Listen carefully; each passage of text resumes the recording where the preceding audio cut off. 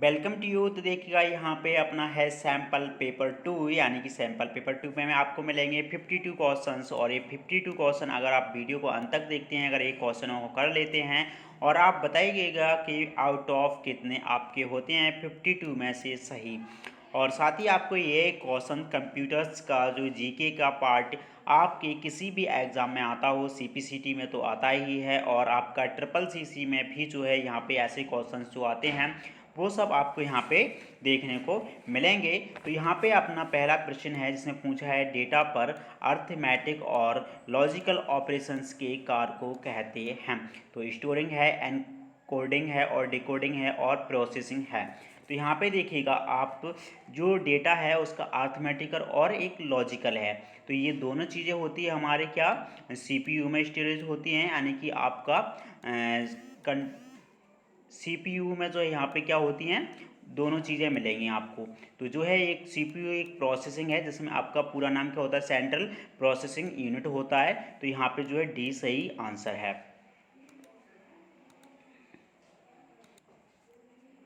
अगला प्रश्न जो कि आपका यहाँ पे है, जब कंप्यूटर बंद हो जाता है तो में संग्रहित डेटा मिला या मिट जाता है।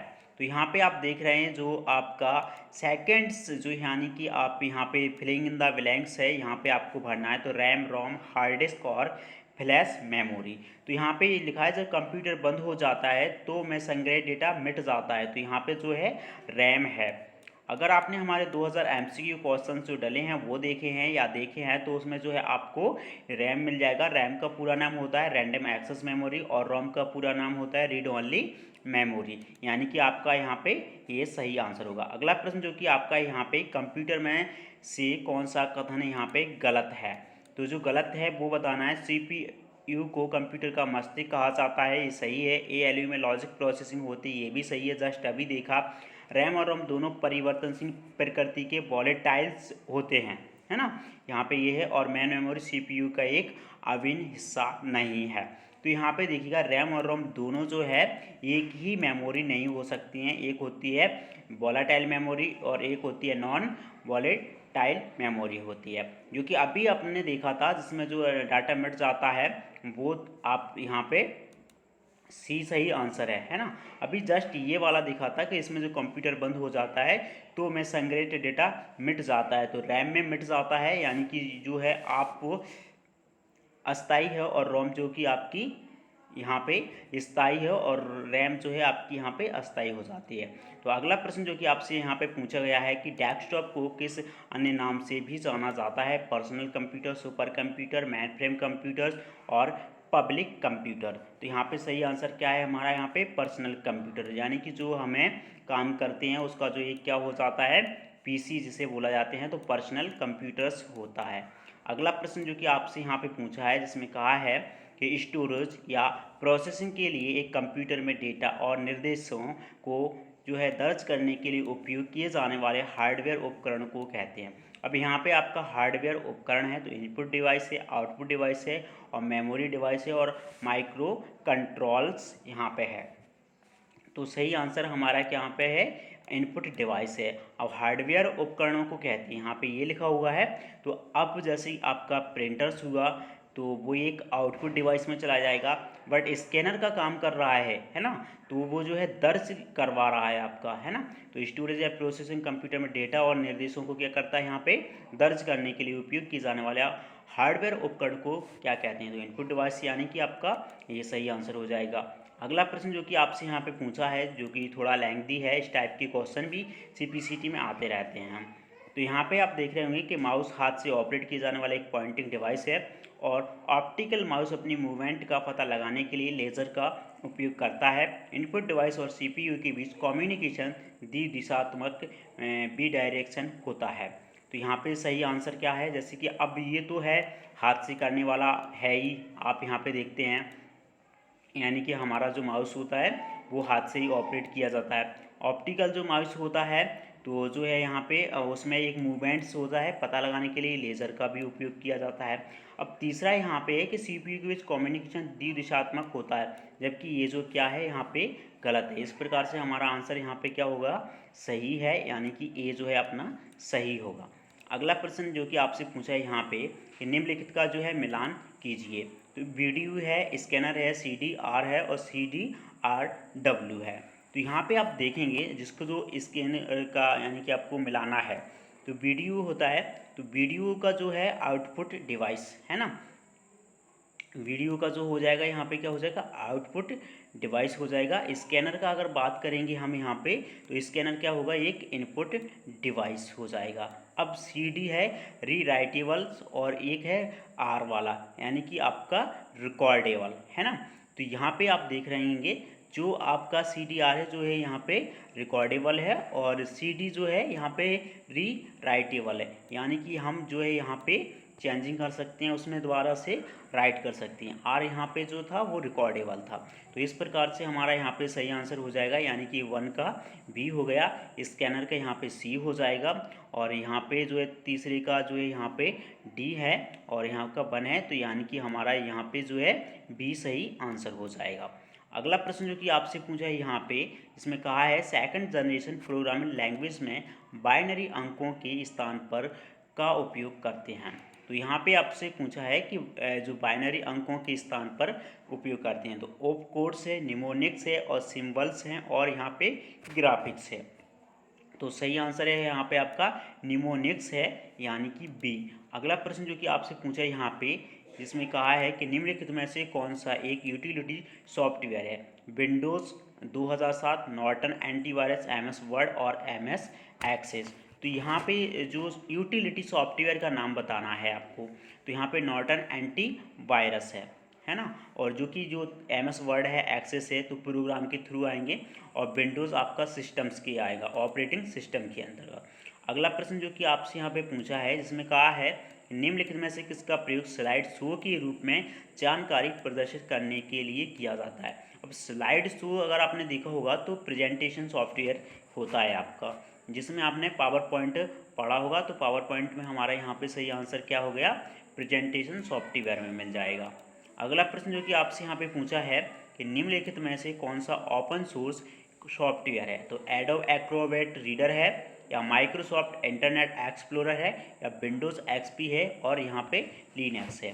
तो देखिएगा यहाँ पे ओपन सोर्स जो सॉफ्टवेयर है वो आपका लिनक्स और यूनिक्स जो भी है दोनों हैं, और लाइनक्स जो है यहाँ पे ऑप्शन में है, तो यानी कि D हमारा सही आंसर हो जाएगा। अगला प्रश्न जो कि आपसे यहाँ पे पूछा है, जिसमें कहा है आपसे कि निम्नलिखित में से कौन सा कथन सही है, तो मशीन लैंग्वेज में किसी भी अनुवादक की आवश्यकता नहीं पड़ती है और लो लेवल लैंग्वेज मशीन पर निर्भर नहीं करती है, हाई लेवल लैंग्वेज मशीन पर निर्भर नहीं करती है, असेंबली लैंग्वेज में किसी भी अनुवादक की आवश्यकता नहीं पड़ती है। तो यहाँ पे जो सही आंसर है वो है A, यानी जो कौन सा कथन सही है, तो मशीन जो लैंग्वेज होती है हमारी उसमें अनुवादक की आवश्यकता नहीं पड़ती है। अगला प्रश्न जो कि आपसे पूछा है यहाँ पे, निम्नलिखित में से कौन सा 32 गीगाबाइट के बराबर है, तो यहाँ पे 225 बाइट, 220 किलोबाइट्स और 215 मेगाबाइट्स, 230 बिट्स है ना। तो सही आंसर हमारा क्या है यहाँ पे 215 मेगाबाइट है ना। अब आप देखेंगे गीगाबाइट जो हमारा होता है यहाँ पे, तो बाइट है, किलोबाइट है और यहाँ पे जो बिट्स है, तीनों क्या दिए हैं, छोटी छोटी यूनिट दी हुई हैं। तो सबसे बड़ी यूनिट्स यानी GB होती है ना, यहाँ पे क्या होता है GB है ये।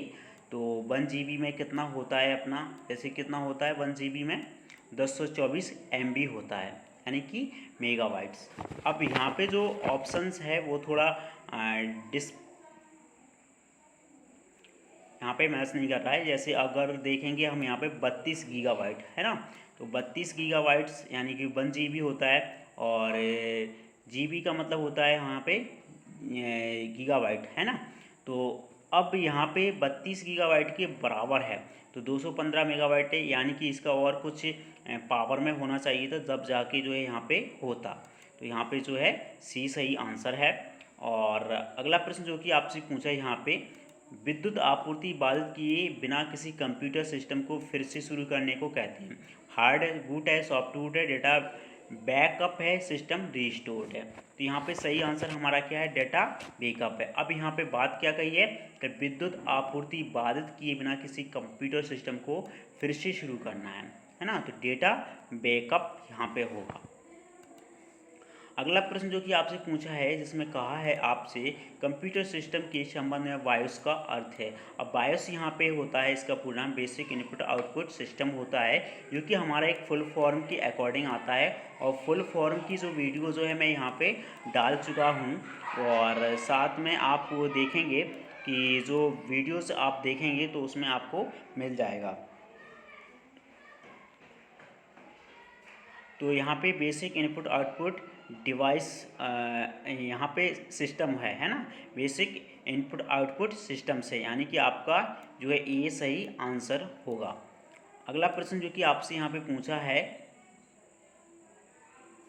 सॉरी यहाँ पे जो ऑप्शन है मैंने देखा नहीं, ऐसे ही बोल दिया, तो बेसिक है की जगह जो यहाँ पे बाइनरी कर दिया था, तो यहाँ पे जो है बेसिक है, बेसिक इनपुट आउटपुट सिस्टम्स, यानी कि आपका डी सही आंसर होगा।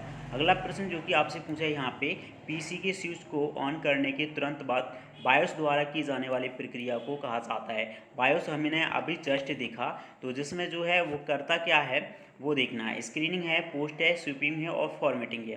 तो बायोस जैसे ही हम तुरंत ऑन करते हैं तो बायोस द्वारा की जाने प्रक्रिया जो होती है वो पोस्ट की होती है। आप देखेंगे डेस्कटॉप पर क्या है, कुछ आइकन्स आ जाते हैं, वो आ जाते हैं, यानी कि पूरा चेक करने के बाद वो वहाँ पे आता है, यानी कि आपका यहाँ पे बी सही आंसर होगा। अगला प्रश्न जो कि आपसे पूछा है यहाँ पे कि निम्नलिखित में से किसका प्रयोग वास्तव में फाइलों या फोल्डरों का उपयोग करने के लिए उन पर क्लिक किए बिना किया जा सकता है। तो पिक्सल, शॉर्टकट, बिटमैप या थंबनेल, यानी कि सही आंसर हमारा क्या है, शॉर्टकट है। अब यहाँ पे क्या है, फाइलों या फोल्डरों को जो है उन पर क्लिक नहीं करना है, डायरेक्ट खोलना है, तो हम जो है शॉर्टकट की का यूज करेंगे। अगला प्रश्न जो कि आपका है यहाँ पे, सर्च प्रोग्राम या फाइल अथवा रन विकल्प के माध्यम से रैक डिलीट कमांड एग्जीक्यूट करने लॉन्च होता है। Registry editor, system restore, system backup और कमांड विंडो। तो सही आंसर है यहाँ पे रजिस्ट्री एडिटर, जिसके द्वारा हम क्या करते हैं, रेज डिलीट कर सकते हैं। अगला प्रश्न जो कि आपका है यहाँ पे, जिसमें कहा है आपसे कि विंडोज सिस्टम्स और डिफ़ॉल्ट इंस्टॉलेशन डायरेक्टरी बदलने के लिए किसमें परिवर्तन करने की आवश्यकता होती है। रजिस्ट्री, एमएस कॉन्फ़िगरेशंस और कर्नल बायोस। तो जो पहले से ही रजिस्टर्ड है उसमें रजिस्टर्ड है और डिफ़ॉल्ट के रूम में बदल दिया है, तो उसे हमें चेंज करने के लिए रजिस्ट्री को यहाँ पे करना होगा, यानी रजिस्ट्री में जो है परिवर्तन करनी होगी। अगला प्रश्न जो कि आपको पूछा गया है, एक प्रोग्राम या प्रोग्राम्स की सेट जो कंप्यूटर की सामान्य कार्य पद्धति को बाधित करता है कहलाता है antivirus, system tool, virus, operating system. तो सी ये जो है यहाँ पे हमारा आंसर होगा, यानी कि वायरस। पहले से हमारा क्या है, अच्छे तरीके से चल रहा है और कुछ बाद में हमें कोई परेशानी आती है तो वायरस का जो है एक कारण होता है। अगला प्रश्न जो कि आपका है यहाँ पे, मैक एफी किसका उदाहरण है। तो वायरस का है, ट्रोजन हॉर्स का है, स्पाईवेयर का है या एंटी वायरस का है। तो मैक फेस जो है आपको जो है एंटी वायरस का है, और ये जो है वायरस से सुरक्षा प्रदान करने के लिए यूज किया जाता है। अगला है आपका यहाँ पे, जिसमें कहा है कि निम्नलिखित में से कौन सा कथन सही है ना। यहाँ पे हमको कथन सही निकालना है चारों में से। ऑप्शन जो है हमारे उसमें से, एक पासवर्ड आमतौर पर कैश सेंसिटिव होता है, एक पासवर्ड की सुरक्षा शुरुआत एक संख्यात्मक अंक से नहीं की जा सकती, एक पासवर्ड में 6 से अधिक वर्ड अंक नहीं हो सकते, एक पासवर्ड सदैव के लिए होता है और इसे बदला नहीं जा सकता।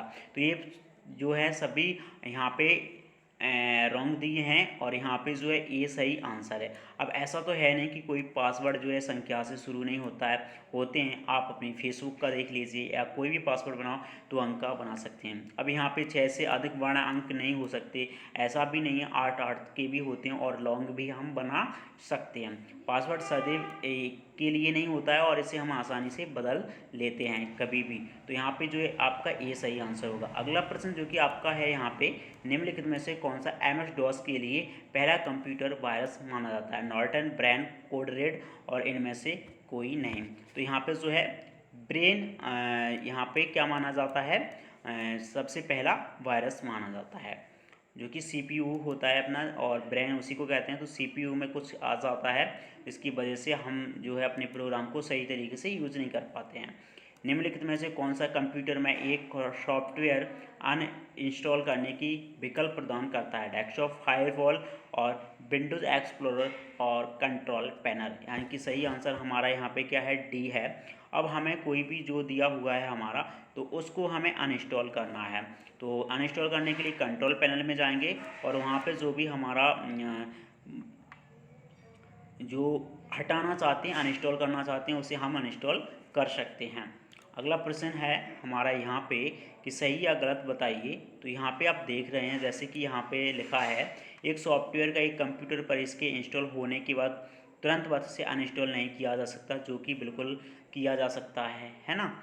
और एक एंटीवायरस की होने और सक्रिय होने के बाद भी कंप्यूटर किसी वायरस से प्रभावित हो सकता है। अब यहाँ पे आप देखना, बात को समझना सही से। अब आप पहला तो समझ में आ गया होगा। अगर आपने जो है निकाल लिया, तो यहाँ पे देखिएगा, अगर आप एंटीवायरस डाल लेते हैं तो उसमें से फिर कहाँ से वायरस जो है आएगा या प्रभावित करेगा। तो ये तो जो है आपका यहाँ पे सही हो रहा है ना। और पहला वाला जो है सॉफ्टवेयर के इंस्टॉल होने के तुरंत बाद से अनइंस्टॉल नहीं किया जा सकता, जबकि किया जा सकता है। तो ये जो है गलत हो गया, है ना। तो हमें गलत और सही ढूंढना है ना। तो गलत और सही जो है हमारा यहाँ पे क्या है? डी ऑप्शन में है। तो हमारा यहाँ पे क्या हो जाएगा? डी हो जाएगा। अगला प्रश्न जो कि आपसे पूछा है ना, फाइल मैनेजमेंट के संबंध में FAT का पूरा अर्थ क्या है? तो FAT का फुल फॉर्म बताना है, जो कि फुल फॉर्म से रिलेटेड सारे क्वेश्चन आ रहे हैं। तो आप हमारी जो है प्ले लिस्ट में जाइएगा और फुल फॉर्म से रिलेटेड सारी वीडियो देखिएगा। तो इसका जो पूरा नाम होता है, इसका फाइल एलोकेशन टेबल होता है, यानी कि फैट इसे भी बोलते हैं, फैट के रूप में भी आता है, फैट्स बोलते हैं, या FAT जो ये दिया हुआ है यहाँ पे। तो इसका जो है फाइल एलोकेशन टेबल होता है। अगला प्रश्न जो कि आपसे यहाँ पे पूछा है, निम्नलिखित में से कौन सा विंडोज और एंटीज द्वारा सपोर्ट की जाने वाला सबसे सरल और फाइल सिस्टम्स है? फैट है, NTFS है, HPFS है, NTFS और HPFS है। तो सही आंसर यहाँ पे क्या है आपका? ये है, यानी कि फैट फाइल एलोकेशन टेबल है। यहाँ पे फाइल सिस्टम्स का पूछा है, तो सपोर्ट कौन कर रहा है यहाँ पे? विंडोज़ NT द्वारा सपोर्ट किए जाने वाला है ना। अगला प्रश्न जो कि आपसे पूछा है यहाँ पे, एक फाइल या अधिक कंप्यूटर फाइल्स और उनके मेटा डेटा से मिलकर बनी होती हैं। तो पोर्टेबल होती हैं, या आर्चिव होती हैं, या डॉक्यूमेंट होती हैं, या बिट मैप होती हैं। तो यहाँ पे सही आंसर है हमारा बी, यानी कि आर्चिव होती हैं, है ना। अगला प्रश्न जो कि आपसे पूछा है यहाँ पे कि निम्नलिखित में से कौन सा आपको अपने कंप्यूटर ड्राइव के कंटेंट का पता लगाने और इसे मैनेज करने की अनुमति देता है? तो सही आंसर हमारा यहाँ पे क्या है? My computers. ये जो है क्या बताता है कि कंटेंट्स और ड्राइव्स और मैनेज करना सारी चीज़ें हमें माय कंप्यूटर्स में यहाँ पे मिल जाती हैं। माय डॉक्यूमेंट्स, प्रोग्राम, फाइल्स और या डेस्कटॉप, है ना। तो यहाँ पे जो है ये सही आंसर होगा। अगला प्रश्न जो कि आपसे पूछा है यहाँ पे कि MS-DOS ऑपरेटिंग सिस्टम के संबंध में निम्नलिखित में से कौन सी फाइल में डॉक कर्नेल होता है? तो कर्नेल है उसका यहाँ पे आपको बताना है। तो इसका जो है ios.sys है, ऑपरेटिंग सिस्टम्स देखना है। तो MS-DOS.sys यानी कि आपका यहाँ पे बी सही आंसर है। यहाँ पे नेक्स्ट है अपना, इसमें पूछा है कि सही या गलत बताइए। तो फैट फाइल एलोकेशन जो अभी नाम पढ़ा था अपन ने, फाइल एलोकेशन टेबल, उसी से रिलेटेड है। तो फाइल सिस्टम में किसी फाइल या डायरेक्टरी के नाम में कोई रिक्त स्थान स्पेस नहीं हो सकते, जो कि आपका है दूसरा। फाइल यानी कि सिस्टम्स में कौन या AUX आरक्षित नाम है और इनका उपयोग फाइल या डायरेक्टरी के नाम के रूप में नहीं किया जा सकता है ना। तो यहाँ पे आप जो है सही आंसर दोनों ही हैं, और यहाँ पे सही यानी कि डी है। जबकि हम दोनों का ऐसा कर सकते हैं, कोई रिक्त स्थान नहीं हो सकते हैं, और कौन और युक्त आरक्षित नाम है और इनका उपयोग फाइल या डायरेक्टरी के नाम के रूप में नहीं किया जा सकता।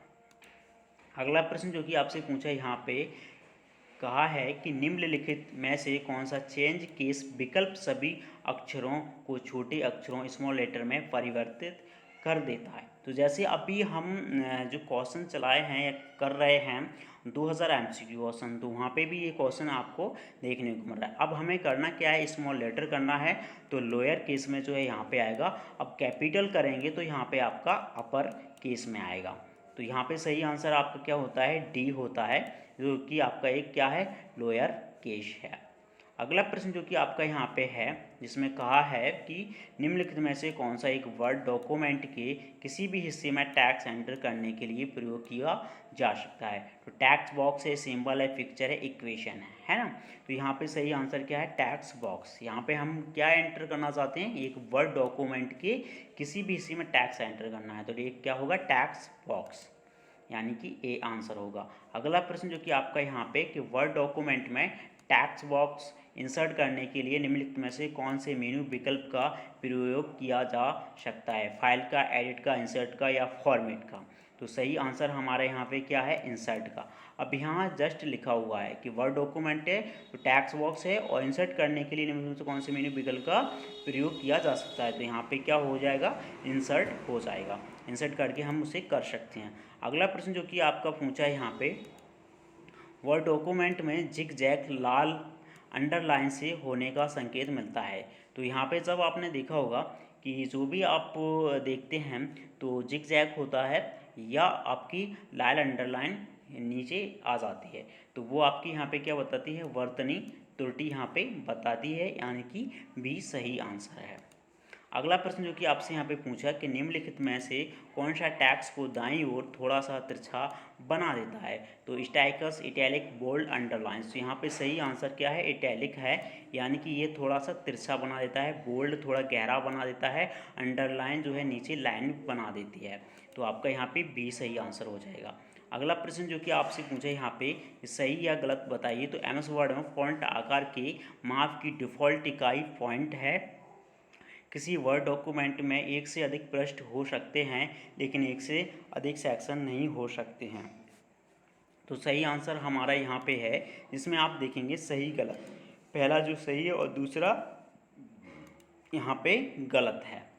एमएस वर्ड में फॉन्ट का जो आकार होता है वो माय डिफ़ॉल्ट इकाई पॉइंट ही होता है, और दूसरा जो था यहाँ पे कि किसी वर्ड डॉक्यूमेंट में एक से अधिक पृष्ठ हो सकते हैं लेकिन एक से अधिक सेक्शन नहीं हो सकते हैं। तो पृष्ठ तो हो सकते हैं बट सेक्शन नहीं हो सकते हैं, तो यहाँ पे जो है गलत हो जाता है।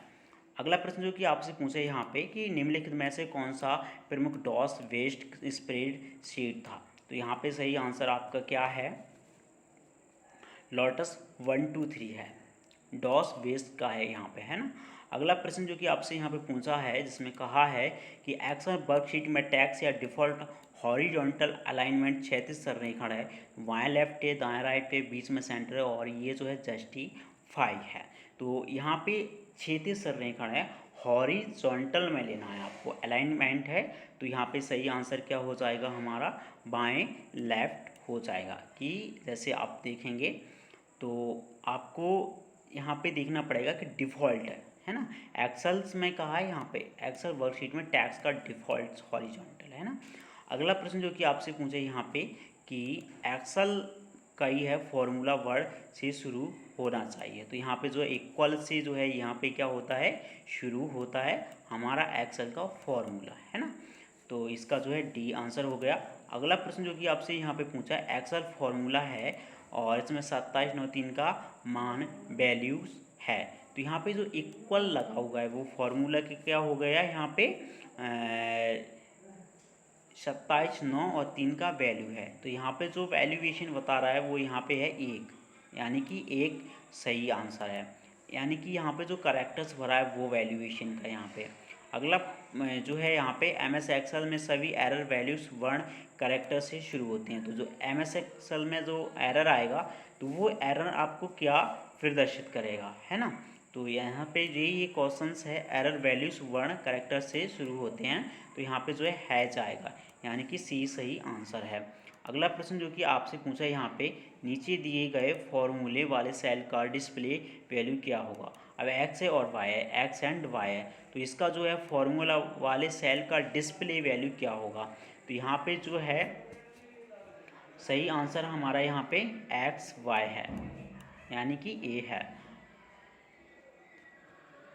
अगला प्रश्न जो कि आपसे पूछा है यहाँ पे, निम्नलिखित में से कौन सा कथन गलत है।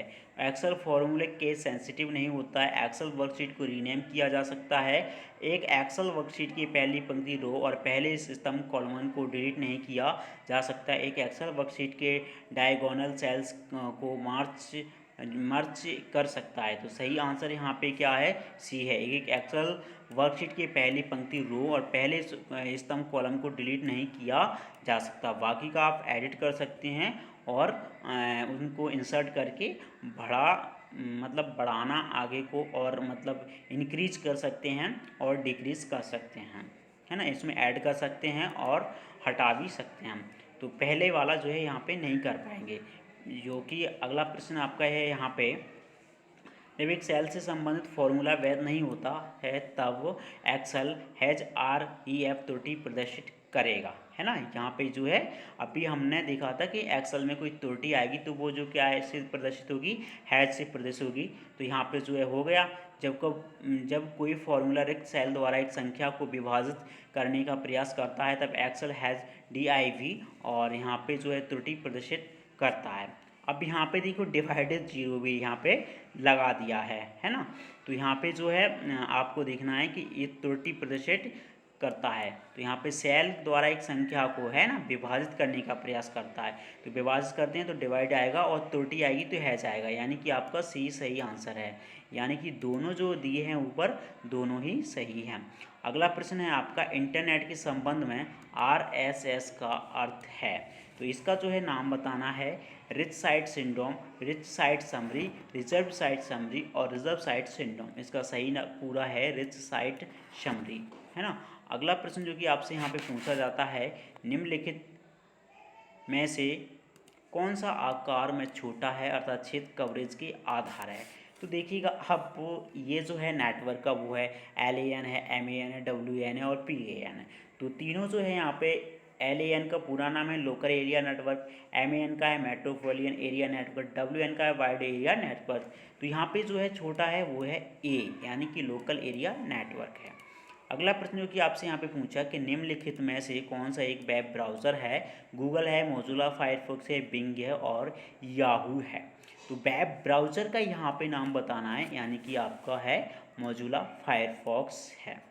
अब गूगल क्या है, एक क्रोम है, बिंग एक सर्च इंजन है ना। अब यहाँ पे देखना, याहू भी एक सर्च इंजन है ना। तो यहाँ पे एक वेब ब्राउज़र का नाम बताना था, तो मोज़िला फायरफॉक्स हो गया।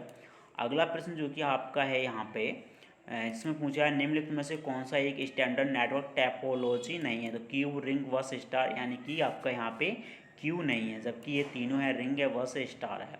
तो ये सही आंसर हो जाएगा। अगला प्रश्न आपका था यहाँ पे कि वेब 2.0 क्रोम HTTP, तो ये जो है किस प्रकार से, कौन सी जो है यहाँ पे रिलेटेड है। तो इसका जो है आपको यहाँ पे बताना है। तो देखिएगा यहाँ पे कि वेब 2.0 है ना। तो वेब 2.0 है सोशल नेटवर्किंग की साइट है। आपने देखा होगा कई जो साइट हैं तो उन पे 2.0 होता है, यानी वर्जन होता है। अब क्रोम है जो है ये आपका एक यहाँ पे ब्राउज़र है। क्या है, क्रोम एक ब्राउज़र है ना। HTTP जो है एक प्रोटोकॉल है, यानी कि आपका यहाँ पे E।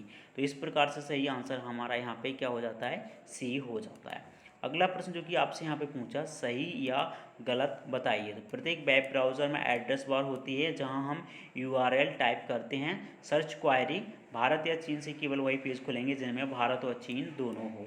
तो यहाँ पे क्वेश्चन को थोड़ा डिफरेंट लिया है, यानी कि अब जैसे हमारा URL है ना, तो उसमें एड्रेस बार होती है। जहाँ हम URL टाइप करते हैं तो वहीं से हमारा एड्रेस बार आएगा और वेब ब्राउज़र खुलेगा, है ना।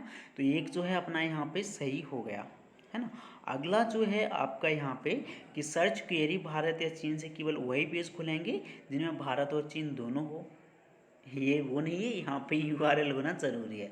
तो यहाँ पर जो है बी सही आंसर होगा, यानी कि आपका एक जो है सही है पहले वाला और सेकंड यहाँ पे गलत हो जाएगा।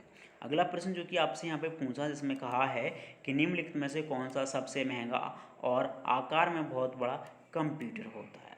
तो यहाँ पे माइक्रो कंप्यूटर है, सुपर कंप्यूटर, मिनी कंप्यूटर और मेन फ्रेम कंप्यूटर है। तो सुपर कंप्यूटर जो है आपका यहाँ पे सबसे महंगा और आकार में बहुत बड़ा है ना, यानी कि बी सही आंसर है ना। तो थैंक्स फॉर वॉचिंग। यहाँ पे सैम्पल पेपर 2 ख़त्म होता है। और वीडियो को अगर लाइक नहीं किया तो लाइक कर दीजिएगा, चैनल को सब्सक्राइब नहीं किया तो सब्सक्राइब जरूर कर लीजिएगा। और मिलते हैं ऐसे ही हम नेक्स्ट सैम्पल पेपर 3 के साथ। तो थैंक्स फॉर वॉचिंग।